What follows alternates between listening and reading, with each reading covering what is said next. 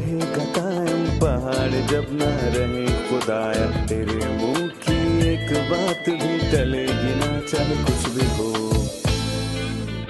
عزیز ناظرین، میں ایاز ظریف آپ تمام دیکھنے والوں کو ہمارے روز کے بائبلی مطالعاتی پروگرام کی نئی قسط میں خوش آمدید کرتا ہوں۔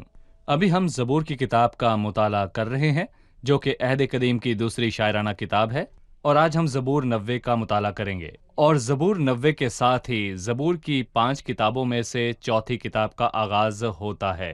پروگرام کے باقاعدہ آغاز سے پہلے میں اسٹوڈیو میں موجود خدا کے خادم بھائی یوسف کا خیر مقدم کروں گا۔ خوش آمدید بھائی۔ شکریہ بھائی۔ اور اسٹوڈیو میں آئے ہمارے دیگر مہمانوں کو بھی خوش آمدید۔ بھائی یوسف، زبور 90 کے مطالعے سے پہلے ہم نے اپنے فیس بک پیج پر ایک سوال پوسٹ کیا تھا، اور ہم نے پوچھا تھا کہ زبور کی کتاب کی کون سی آیت آپ کے لیے سب سے زیادہ حوصلہ بخش ہے۔ لہٰذا ہمارے پاس بہت سے جوابات آئے ہیں، میں ان میں سے چند کو پڑھنا چاہوں گا۔ پاسٹر اشرف بشائی لکھتے ہیں، جس آیت نے مجھے سب سے زیادہ حوصلہ بخشا وہ مجھے اپنے نام کی خاطر صداقت کی راہوں پر لے چلتا ہے، زبور نمبر 23۔ بنجمن عبد الملک نے لکھا، سو اس نے خلوص دل سے ان کی پاسبانی کی اور اپنے ماہر ہاتھوں سے ان کی رہنمائی کرتا رہا۔ یوسف جرجس نے لکھا، چونکہ اس نے مجھ سے دل لگایا ہے اس لیے میں اسے چھڑاؤں گا، میں اسے سرفراز کروں گا کیونکہ اس نے میرا نام پہچانا ہے۔ عفت نبیل لکھتے ہیں، خداوند بلند و قادر ہے۔ رائد رس نے لکھا، اور وہ جو تیرا نام جانتے ہیں تجھ پر توکل کریں گے، کیونکہ اے خداوند تو نے اپنے طالبوں کو ترک نہیں کیا ہے۔ وینس حبیب نے لکھا، لشکروں کا خداوند ہمارے ساتھ ہے، یعقوب کی خدا ہماری پناہ ہے۔ کمل صالح نے لکھا، خداوند میری روشنی اور میری نجات ہے، مجھے کس کی دہشت؟ خداوند میری زندگی کا پشتہ ہے، مجھے کس کی ہیبت؟ در حقیقت یہ بڑی عظیم بات ہے کہ بائبل ہر زمانے کے ایمانداروں کے لیے حوصلے کی بہت بڑی وجہ ہے۔ اب میں چاہوں گا کہ آپ زبور 90 کے موضوع کے متعلق ہمیں کچھ بتائیں، اور زبور کی 5 کتابوں میں اس کا کیا مقام ہے؟ جی ٹھیک ہے، اس زبور کے ساتھ زبور کی چوتھی کتاب کا آغاز ہو جاتا ہے، جو گنتی کی کتاب سے مطابقت رکھتی ہے، جو موسیٰ کی 5ویں کتاب ہے۔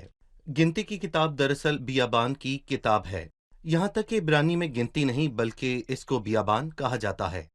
اور یہاں ہم دیکھتے ہیں کہ فقط اس زبور کا عنوان یہ ہے کہ مرد خدا موسیٰ کی دعا، جو کہ مرد بیابان ہے۔ ہم جانتے ہیں کہ موسیٰ 80 برس بیابان میں رہا، جبکہ موسیٰ 40 برس تک مصر کے محل میں رہا تھا۔ وہ 40 برس تک بیابان میں رہا، اور پھر مدیان کے بیابان میں بھی وہ 40 برس تک رہا، اور 40 برس دشت سینا میں رہا، لہٰذا وہ بلا شبہ مرد بیابان کہلاتا ہے۔ وہ ہمیں یہاں بیابان کے متعلق سب سے بڑھ کر بتا سکتا ہے، اور اس زبور کا عنوان ہے گناہ اور موت کے زیر سایہ انسان۔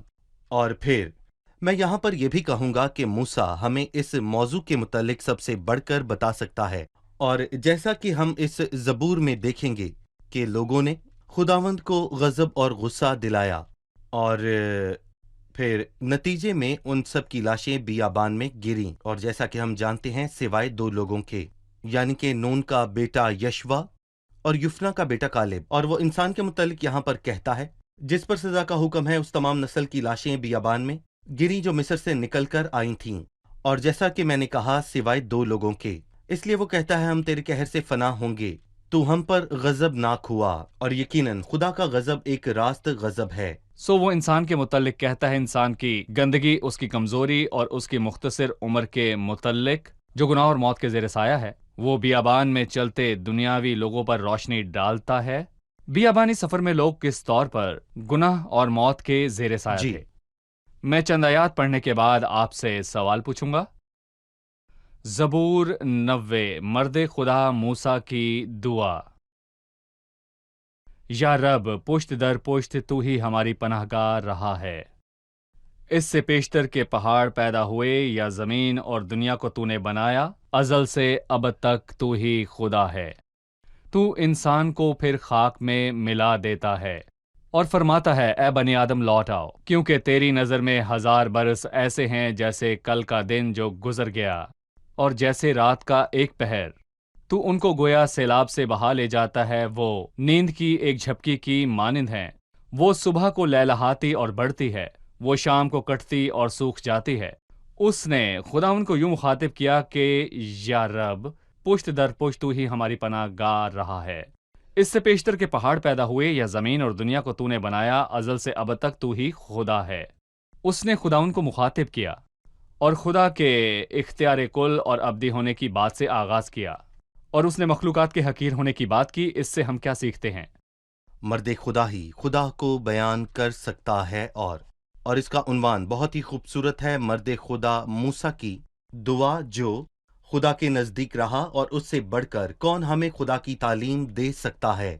اس کے مطابق زبور 103 میں لکھا ہے، خدا نے اپنی راہیں موسیٰ پر ظاہر کیں جبکہ بنی اسرائیل نے فقط اس کے کاموں کو دیکھا، سو وہ اس سے بہت قریبی تعلق رکھتا تھا، سو وہ کلیم اللہ کہلایا، یعنی وہ جس سے خدا ایک دوست کی مانند کلام کرتا تھا، وہ شخص جو خدا اور انسان کو میں کہوں گا بخوبی جانتا تھا، کیونکہ اس نے قوم میں اور اپنے آپ میں بے ایمانی کا تجربہ کیا تھا، لیکن وہ خدا کے پاس لوٹا اور اس سے کہا، یا رب، پشت در پشت تو ہی ہماری پناہ گاہ رہا ہے۔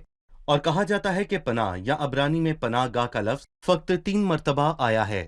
پہلی مرتبہ استثنا 33ویں باب میں ابدی خدا تیری سکونت گاہ ہے، اور نیچے دائمی بازو ہے، اور یہی بات موسیٰ نے گیت میں کہی جو اس نے اپنی زندگی کے آخر میں گایا، اور استثنا کی کتاب کے آخر پر اس نے یہ گیت گایا تھا۔ اور دوسری مرتبہ زبور 91 اس کی 9ویں آیت پھر سے، پر تو اے خدا میری پناہ گاہ ہے، تو نے حق تعالیٰ کو اپنا مسکن بنا لیا ہے۔ لیکن میں کہوں گا کہ کچھ مبصرین یہ کہتے ہیں کہ زبور 91 کا کوئی عنوان نہیں، لیکن یہ ممکنہ طور پر موسیٰ نے ہی لکھا ہے، اور اس کی وجہ موضوع کی مشابہت ہے، اور چونکہ اس میں بھی لفظ پناہ گاہ کا ذکر ہے جو استثنا کے 33ویں باب میں اور زبور 90 میں ہے۔ پناہ گاہ بہت شاندار بات ہے۔ خطرے کے وقت میں میں پناہ ڈھونڈتا ہوں، وہ لوگ جو جنگ کے مقام پر رہتے ہیں، اور در حقیقت روحانی طور پر ہم بھی جنگ کی حالت میں ہیں، اور میں کہوں گا کہ ہمیں بھی پناہ کی بہت ضرورت ہے، اور آپ کو بھی ایسی پناہ گاہ نہیں مل سکتی جو آپ کو لاحق روحانی خطرات سے محفوظ رکھ سکے، سوائے خدا کے نام کے جو محکم برج ہے۔ صادق اس میں بھاگ جاتا ہے اور امن میں رہتا ہے۔ ٹھیک ہے، ہم یہاں ایک وقفہ لیں گے، اس کے بعد میں آپ سے تیسری آیت کے متعلق پوچھوں گا کہ تو انسان کو پھر خاک میں ملا دیتا ہے۔ ملتے ہیں ایک چھوٹے سے وقفے کے بعد، ہمارے ساتھ رہیے۔ زبور 90 انسان کو ایک مخلوق کے طور پر دیکھتا ہے، نہ کہ ارتقائی حیوان کے طور پر۔ وہ ایک الگ مخلوق ہے جس کی مانند اور کوئی نہیں۔ وہ جسم رکھتا ہے جو مٹی سے بنا ہے، وہ اسی میں جیے گا اور اپنے منہ کے پسینے کی روٹی کھائے گا جب تک وہ پھر سے خاک میں نہ لوٹ جائے جس سے خدا نے اسے بنایا ہے۔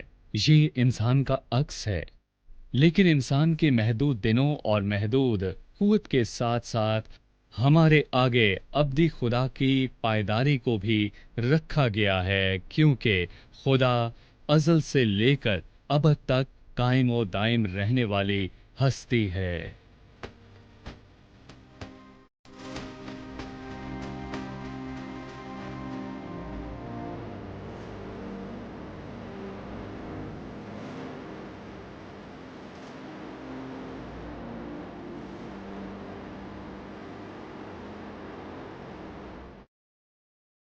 خوش آمدید، ہم حاضر ہیں، اور آئیے زبور 90 کے مطالعے میں آگے بڑھتے ہیں۔ بھائی یوسف خدا کی بات کرنے کے بعد ازل سے ابد تک تو ہی خدا ہے، اس نے کہا تو انسان کو پھر خاک میں ملا دیتا ہے۔ ہم اس مقابلے سے کیا سیکھتے ہیں؟ خدا کی ابدیت اور انسان کی ناپائیداری اور کمزوری۔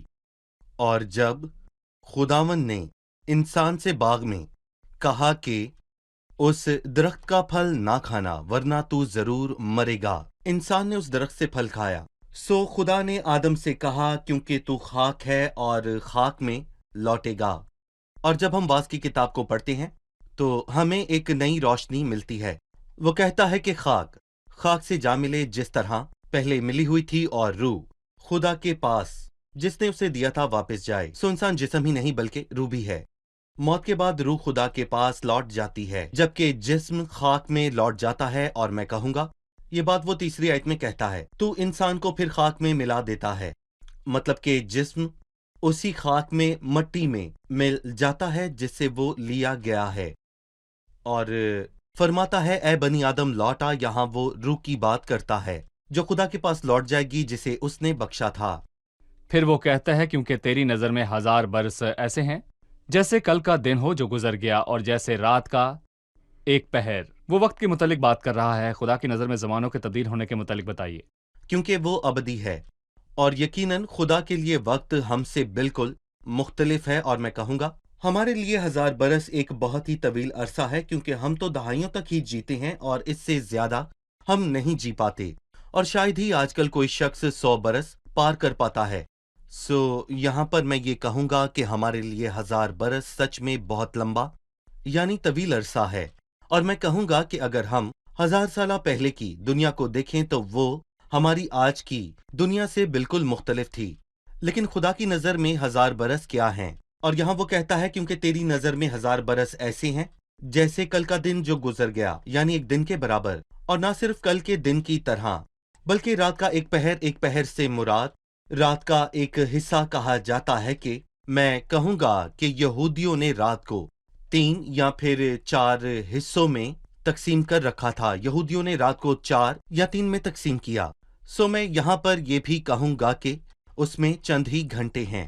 تیرے لیے 1000 برس رات کی مانند بھی نہیں، رات بلکہ کا ایک ایک حصہ۔ حصے کی مانند بھی نہیں، بلکہ وہ یہ بھی کہتا ہے کہ وہ نیند کی ایک جھپکی کی مانند ہے، اور وہ ایک بار پھر سے انسان کے بے وجود ہونے کا ذکر کرتا ہے۔ وہ صبح کو لہلہاتی اور بڑھتی ہے، وہ شام کو کٹتی اور سوکھ جاتی ہے، اور بائبل کہتی ہے کہ انسان گھاس کی مانند ہے، کیونکہ میدان کی گھاس جو آج ہے وہ کل تندور میں جھونکی جاتی ہے۔ خدا کے لیے در حقیقت انسان گھاس سے بڑھ کر نہیں، چاہے وہ بھلے ہی وہ کتنا عظیم ہو۔ کتنا عظیم ہو۔ یسایا 40 میں لکھا ہے یقیناً لوگ گھاس ہیں اور گھاس مرجھاتی ہے، پھول کملاتا ہے، لیکن بائبل کے متعلق لکھا ہے کہ ہمارے خدا کا کلام ابد تک قائم ہے۔ صحیح، چلیے مہمانوں کی طرف بڑھتے ہیں اور جانتے ہیں ان کا سوال۔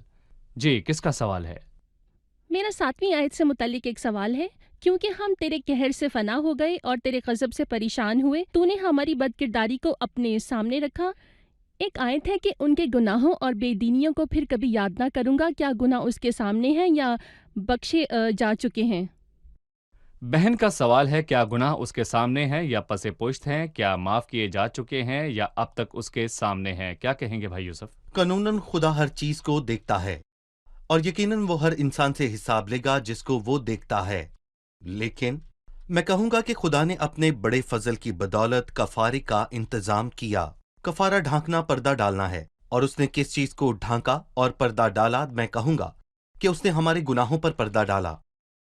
لہٰذا کفارے کے بنا تو نے ہماری بدکاری کو اپنے سامنے رکھا اور ہمارے پوشیدہ گناہوں کو اپنے چہرے کی روشنی میں۔ یہ کفارے کے بنا ہے، لیکن کفارے کی بنیاد پر نئے عہد نامے کے خون کے وسیلے، اور لکھا ہے کہ ان کے گناہوں کو پھر کبھی یاد نہ کروں گا، اور اسی لیے گلگتا پر مسیح کے کفارے کا ہمارا علم کیسا شاندار ہے۔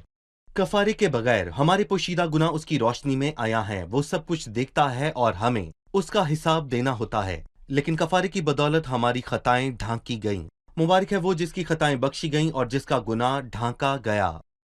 9ویں آیت میں لکھا ہے، کیونکہ ہمارے تمام دن تیرے قہر میں گزرے، ہماری عمر خیال کی طرح جاتی رہتی ہے۔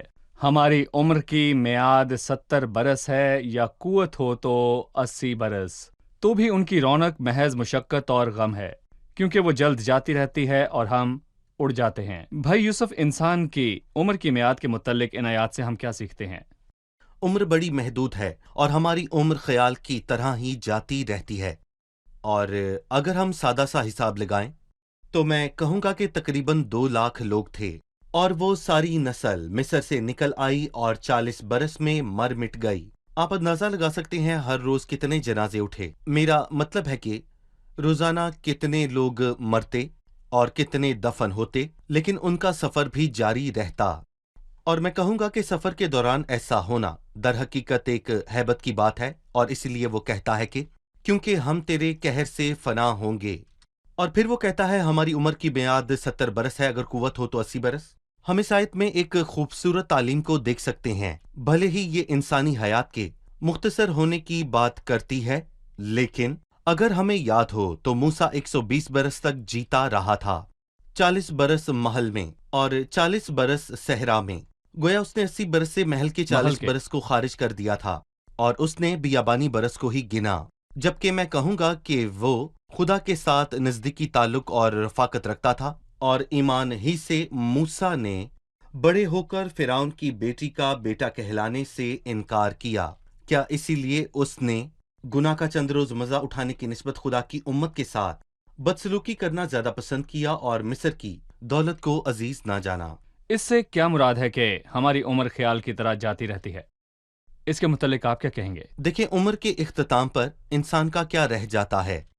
میں کہوں گا کہ اس کے بارے میں کہانیاں کہ وہ ایک بہت ہی اچھا شخص تھا، ایک دیندار جو خدا سے ڈرتا، یا پھر وہ ایک ظالم شخص تھا۔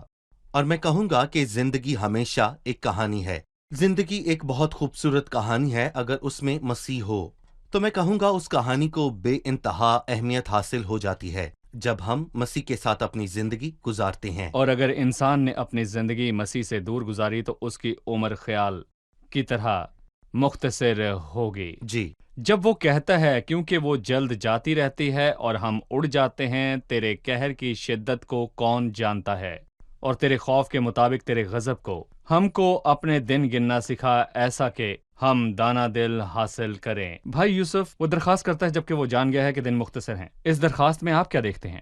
اس نے پہلے یہاں پر یہ کہا کہ ہماری عمر کی میعاد 70 برس ہے، لیکن دراصل وہ یہاں پر یہ کہنا چاہتا ہے کہ ہم زندگی کو سالوں میں نہ ملائیں۔ ایک شاعر نے کہا ہے کہ زندگی کا حساب سالوں میں نہیں ہوتا، بلکہ میں یہ بھی کہوں گا کہ اس سے پہلے بھی شعراء نے بہت خوبصورت بات کہی، اور اس سے پہلے موسیٰ نے بھی یہ کہا ہے کہ ہماری عمر کا حساب برسوں میں نہیں بلکہ دنوں میں ہے، سو ہمیں ہمارے دن گننا سکھا اے مسیح۔ پھر غور کریں کہ لفظ گننا ہے، نہ کہ شمار کرنا بلکہ گننا ہے۔ گننا یعنی دنوں کی صف بندی کرنا، اور وہ دن جو ہم سے کھو گئے ان کی کوئی اہمیت نہیں، کیونکہ ہم خدا سے اس وقت دور تھے۔ اور میں کہوں گا کہ ایسے دن بھی ہیں جو کہ مختصر ہیں، لیکن ایسے دنوں کی حقیقت میں بہت زیادہ اہمیت ہے۔ ان میں ہم نے خداوند کی خدمت کی۔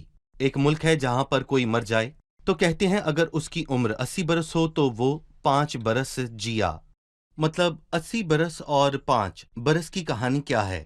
وہ اس پر متفق ہوئے کہ ہر وہ خدمت جو انہوں نے ملک کے لیے کی وہ گنی جائے گی، اور وہ دن جو انہوں نے اپنے لیے گزارا وہ گنا نہ جائے گا۔ سو وہ کہتے ہیں کہ کوئی 80 برس میں مرا تو وہ 5 برس جیا، اور اگر ہم اس کا اطلاق خداوند کی خدمت پر کریں تو ہماری عمر کے ایام ہماری موت کے دن تک کتنے دراصل میں ہوں نہیں گے؟ جانتا کہ ہمارے ایام کتنے ہوں گے بھائی یوسف، لیکن جب آپ بات کر رہے تھے تو مجھے عبرانیوں 11 کی بات یاد آئی جس میں لوگوں کے متعلق لکھا ہے، ایمان ہی سے وہ بحر کلزم سے اس طرح گزر گئے جیسے خشک زمین پر سے، اور جب مصریوں نے یہ قصد کیا تو ڈوب گئے۔ ایمان ہی سے یریحو کی شہر پناہ جب 7 دن تک اس کے گرد پھر چکے تو گر پڑی، اور دونوں واقعات کے درمیان 40 برس ہیں جو کھوئے ہوئے ہیں۔ گویا خدا ان برسوں کو عزیز نہیں رکھتا جو ایمان کے بغیر گزرے۔ اور یہ وہ میں برس کہنا ہیں جن چاہوں کو گا ٹڈیوں نے کھا لیا۔ جنہیں ٹڈیوں نے کھا لیا۔ امید ہے کہ خداوند میں کی جانے والی ہر ایک مشقت کا حساب رکھا جائے گا، یہ صحیح۔ جانتے ہوئے کہ تمہاری محنت خداوند میں نے بے فائدہ نہیں۔ اب ہم ایک وقفہ لیں گے اور پھر مہمانوں کے سوالات کے ساتھ حاضر ہوں گے۔ ناظرین ملتے ہیں ایک چھوٹے سے وقفے کے بعد، ہمارے ساتھ رہیے۔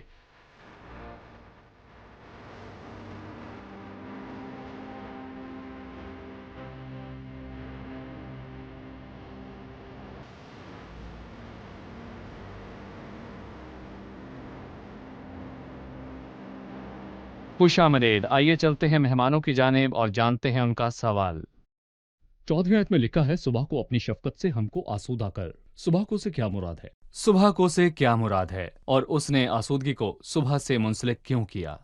میں کہوں گا 13ویں آیت سے زبور کے آخر تک اس کی سوچ ایک نبوتی تصور کی جانب منتقل ہو چکی ہے، جیسا کہ جب بیابان میں لوگوں کی لاشیں گریں تو وہ ایک اور بیابان کا سامنا کرنے والے ہیں۔ حزقیل 20 میں اس کا ذکر ہے، لیکن یہاں پر میں یہ کہنا چاہوں گا کہ رات کے اس غیظ و غضب کے باوجود صبح ضرور آئے گی اور سورج ضرور طلوع ہوگا، اور پھر اسی کے ساتھ آئے گی شفا۔ اور میں حزقیل کے 20ویں باب کی آیت پڑھنا چاہوں گا۔ آیت 33 خدا فرماتا ہے، مجھے اپنی حیات کی قسم، میں زوراور ہاتھ سے اور بلند بازو سے قہر نازل کر کے तुम पर सल्तनत करूंगा और मैं जोरावर हाथ और बुलंद बाजू से कहर नाजिल करके तुमको कौमों में से निकाल लाऊंगा और उन मुल्कों में से जिनमें तुम परागंदा हुए जमा करूंगा, और मैं तुमको कौमों के रूबरू लाऊंगा और वहां रूबरू तुमसे हुज्जत करूंगा,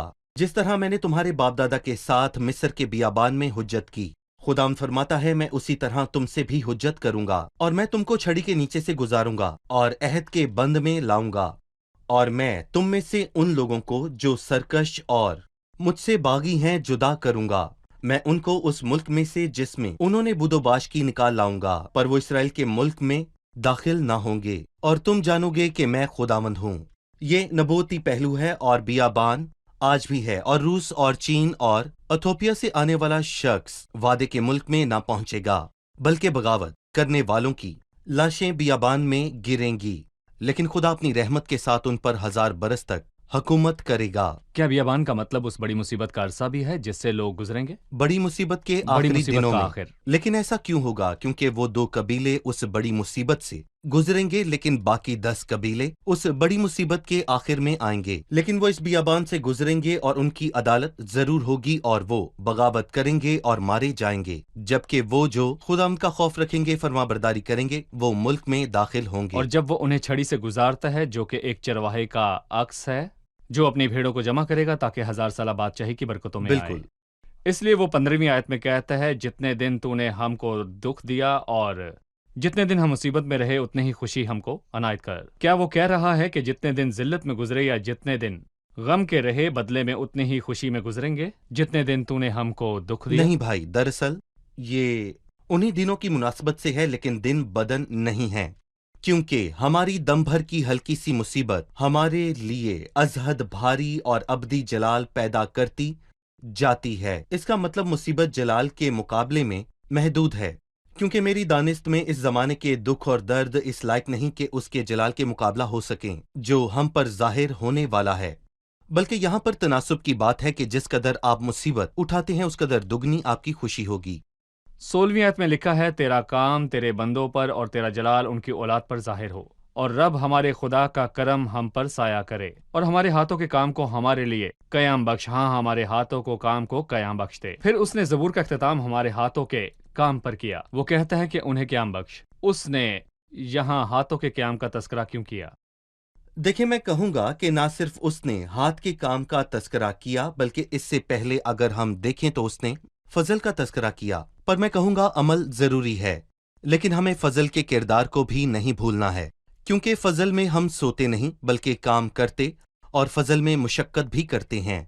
और ये आयत यूं शुरू होती है कि रब हमारे खुदा का करम हम पर साया करेगा, और फजल का मतलब ये नहीं कि हम ईमान रखकर सो जाएं, बल्कि फजल का मतलब है कि हम अपनी सारी ताकत के साथ खिदमत करें, और ये जानते हुए कि तुम्हारी मेहनत खुदा में बेफायदा नहीं। और वो ये कहता है कि हमारे हाथों के काम को हमारे लिए कयाम बख्श, हमारे हाथों के काम को कयाम बख्श दे। तो फजल पहले है, फिर काम या अमाल हैं। जी, अमाल जो फजल से जुड़े हैं कयाम पा गए हैं, तो वो कयाम हमारे और लिए कयाम पा चुके हैं, अजर पा चुके हैं। हाँ, और उन्हें अजर मिल चुका सही। है। किसी भी किस्म के अमाल भले ही इंसान नुक्ते नज़र से अच्छे हों, मगर खुदा के फजल के बगैर कायम न रहेंगे। इसका मतलब ना तो वो उनके वसीले दाखिल हो पाएंगे, ना ही खुदा की हजूरी हमारी और यादगारी कोई होगी। कीमत नहीं। सही, शुक्रिया भाई यूसुफ, खुदावंद आपको बरकत दे। चलिए मेहमानों से उनकी राय जानते हैं। जी, आज के प्रोग्राम से आपने क्या सीखा? राह में खुदाउन से पनाह लेना बहुत अजीम बात है। चाहे हमसे गुनाह हो, लेकिन हम फिर से उसकी पनाह में लौट जाते हैं।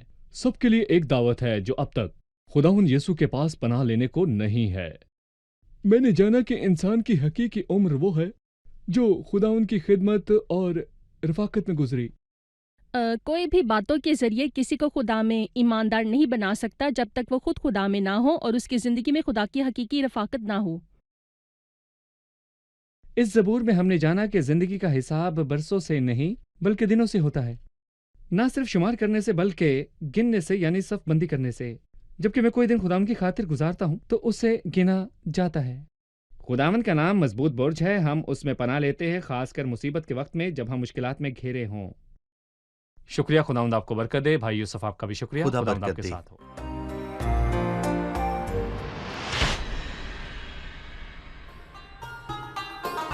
لا جيوش ولا خيل هتخلصني، ولا سيف ولا قوس يدي النصرة، دي يمينك بس ونور وجهك، وبروحك مش قوة وقدرة. لا جيوش ولا خيل هتخلصني، ولا سيف ولا قوس يدي النصرة، دي يمينك بس ونور وجهك، وبروحك مش قوة وقدرة. أنا صابر مش هطرح ثقتي، مستنيك ورجايا أكيد، بإيمان وأنا راح تتحقق في حياتي كل المواعيد. أنا صابر مش هطرح ثقتي، مستنيك ورجايا أكيد، بإيمان وأنا راح تتحقق في حياتي كل المواعيد. ده اللي قلبه مشغول بيك بيلاقي نعمة وإحسان، واللي عينه بتنظر ليك مش ممكن يرجع خجلان. ده اللي قلبه مشغول بيك بيلاقي نعمة وإحسان، واللي عينه بتنظر ليك مش ممكن يرجع خجلان. أنا صابر مش هطرح ثقتي، مستنيك ورجايا أكيد، بإيمان وأنا راح تتحقق في حياتي كل المواعيد. أنا صابر مش هطرح ثقتي، مستنيك ورجايا أكيد، بإيمان وأنا راح تتحقق في حياتي كل